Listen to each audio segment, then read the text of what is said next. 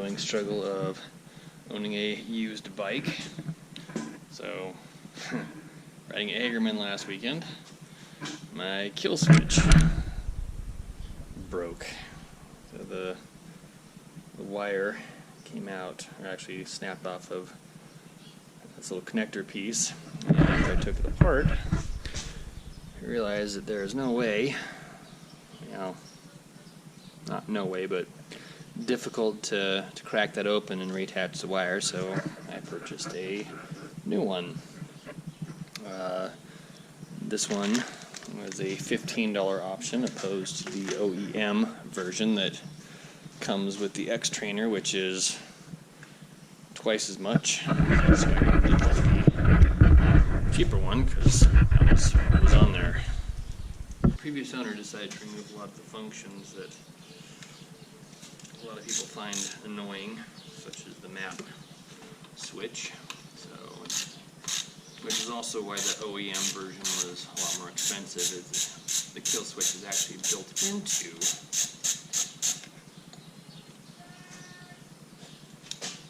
the map switch. It just no longer has a map switch. It's not hooked up to a map switch. You don't really need all that either, so been behind the number plate here several times now, and it's quite the mess.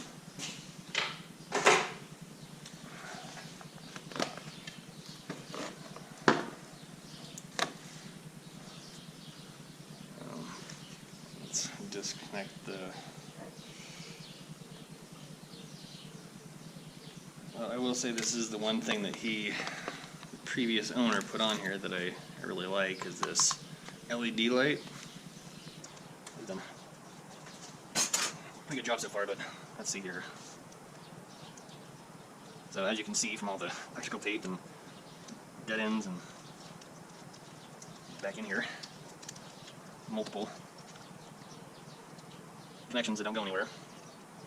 One of these actually goes to the oil pump, which I had to delete.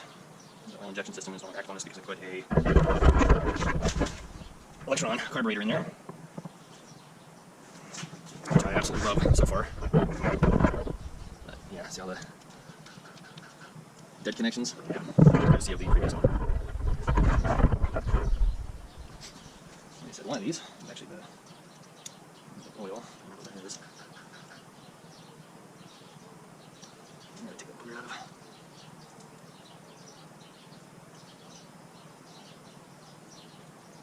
So this crow's nest is actually mine. The oil system, the oil injection system was actually plugged into this one, and I removed the wire from inside of this connector. All of the kits that I came across, or the instructions on how to do it. Cut the wire, which I think is really stupid, because it's not that hard to pull the wires out. You can either stick a needle or a paper clip in there, or they sell special tools that you can stick in there, and these wires just pop right out. Super, super easy. So back to my kill switch. Let's pop off 1,000,001 wire ties that I got inside this guy.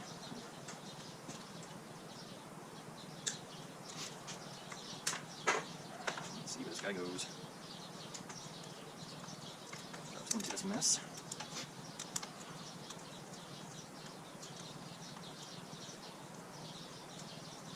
I'm actually quite amazed, for lack of a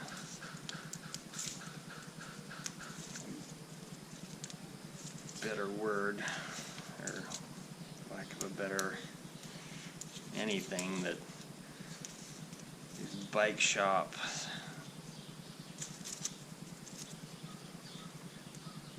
actually stay in business. I mean, outside of the retail section of it, because folks, electronics and engines do not get more simple than these machines. I mean, this is absolutely simple stuff. And the fact that they charge, around here anyways, it's $85 an hour. Crazy. I get that there's some people that just don't want to deal with this stuff for lack of time, and that is a bad connection. So the guy that did this before did not give these a good tug. You always, after installing these things, you want to pull on these things hard. Alright, you're not going to break the wire. Unless you're wrapping around your fists and just yanking on it with everything you got, you're not going to break these things. And you should not be able to pull these out like that. See, that is a good connection right there. Alright, I can yank on that all day. That's not coming out. They should all be like that. So, shame on this guy. He done a bad job. And let's see what we got here. This bag.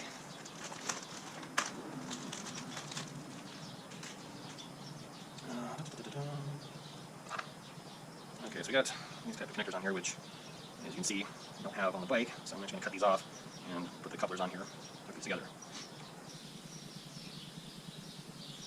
So inside this, it does not matter which wire goes to what. These things do not get any more simple. So inside these kill switches, I dropped it somewhere, but there's a little copper disc that goes in there, and basically all it's doing is when you push this down, it is making a connection between these two wires. So if you, I don't know if you can see this or not, but if you peek down in there, you can see the two wires, and you push this button down and it's making that connection. So really doesn't matter what wire goes to what, just for the sake of uniformity, I will connect the black and white stripe to the black and white stripe and the black to the black, but ultimately it doesn't matter, not with something like this. Best tool ever invented when it comes to electrical stuff. If you only have room for one tool, these get the job done. And you still need those, unfortunately, for crimping and whatnot, but when it comes to stripping wires, check this out. Boom. Done. Look how easy that was. Ready? Boom. Oop. Let's try that one more time. Boom. Look at that. So easy, so quick. Look how beautiful those cuts are. So nice.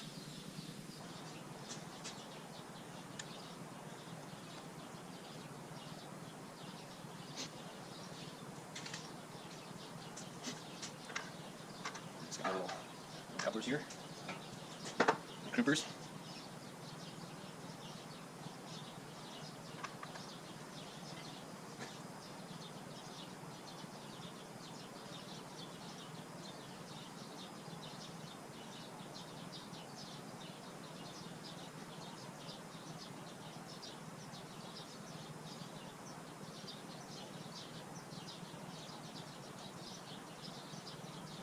Push that in, the rubber butts up to the metal sheet on the inside.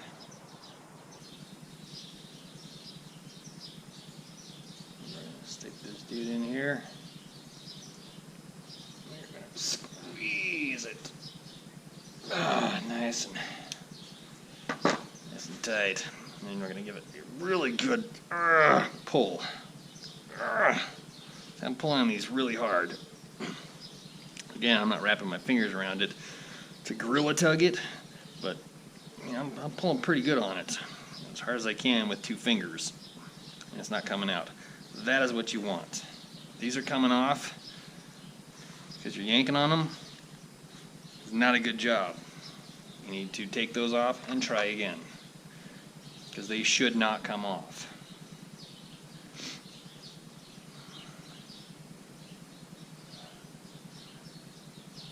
Something as innocuous as kill switch, probably not going to have shorting issues. You may, but probably not. But it is good practice.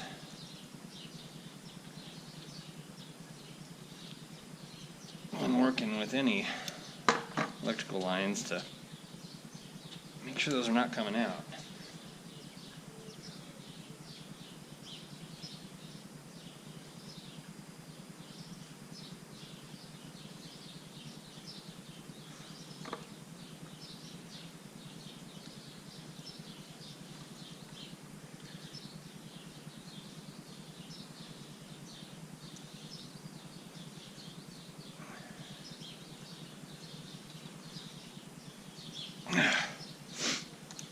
Also, something you do not want to do is a good hard pull. 2 fingers. Arrgh. Also, something you don't want to do with these connectors is go at them multiple times. 1 crimp is enough. Get it good the first time. If you can't get it with the first crimp, you need to pull that thing off and do it again. You start putting multiple crimps on there, the piece of metal that's inside there does not like being bent and rebent. Cracks really easy, and you end up destroying the connector. Just get it in there.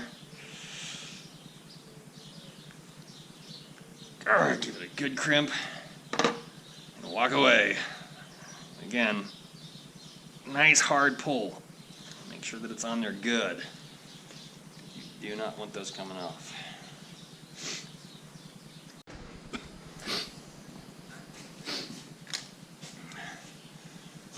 Alright, now it's all hooked up. Before putting everything back together, go ahead and start it up. Make sure that everything runs the way it's supposed to, because fewer things are more annoying. You do something, you put it all back together, and it doesn't work for whatever reason.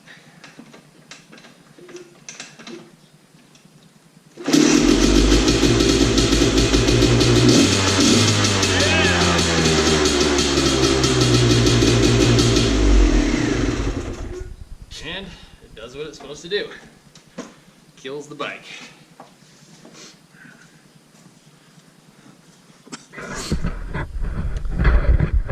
So one of the first things I did when I got this guy, you'll notice an E-start. But I learned very quickly that those last for about 4 or 5 tries, and when you're a newbie and it's constantly dying, these things, lifesaver. So that was actually the very first mod that I did to my bike, and I do not regret it in the slightest. If you are a new bike rider, highly recommend cutting your teeth on mechanical stuff by installing a Kickstarter. So now the fun part is just trying to figure out where you want to route everything. You want it to be nice so that things don't get in the way and get tangled up, and if you ever need to get in there and remove something, you'll have to take off 4 or 5 different things to get to it. So, first thing I'm going to do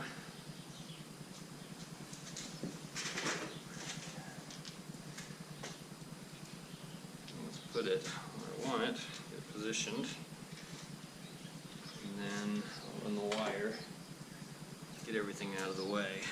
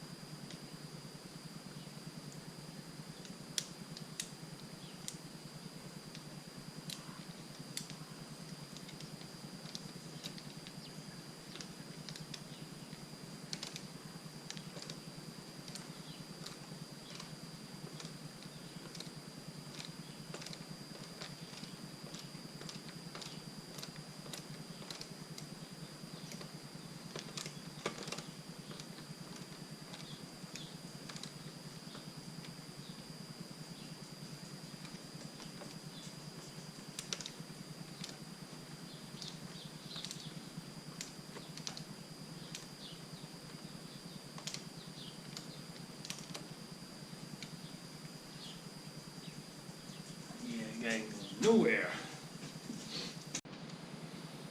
Alright, so the only thing left to do now is secure the wire. Get everything tucked in there nice and neat. I would suggest, if you plan on working on your bikes, invest in a giant tub of zip ties. Yeah, zip ties is like your Scotch tape of the automotive world. Use these things for everything.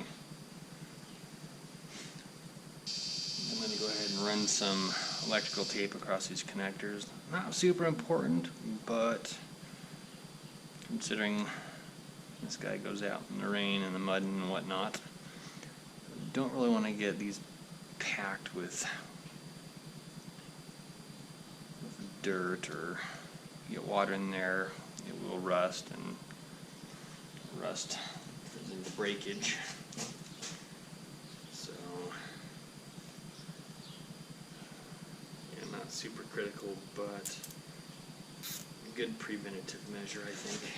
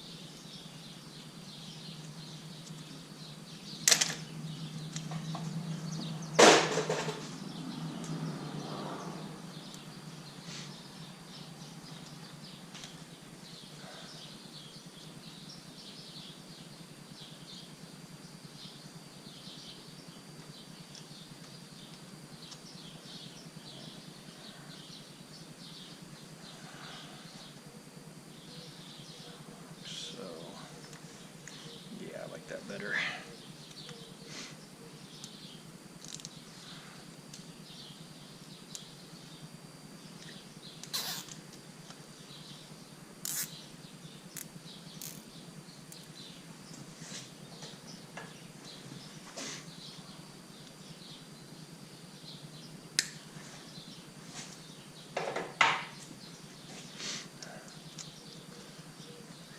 All right.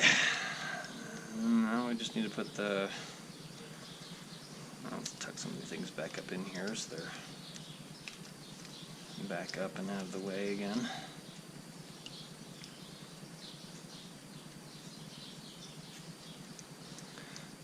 Get my number plate. That's there. I just got the number plate back on. I was just two screws holding on each side. I didn't really think I needed to videotape myself. Putting those back on, you saw me take them off, which I might also remove in post. I'm not sure yet. But, yeah, simple, easy job. Really doesn't take that long if you're not babbling and trying to do a blow-by-blow on how to, we're not trying to do a blow-by-blow on how to install it. It should only take you 10 or 15 minutes tops. I mean, it's really not that hard. Alright. Hope this was informative and hope you learned something. If not, sorry. Till next time.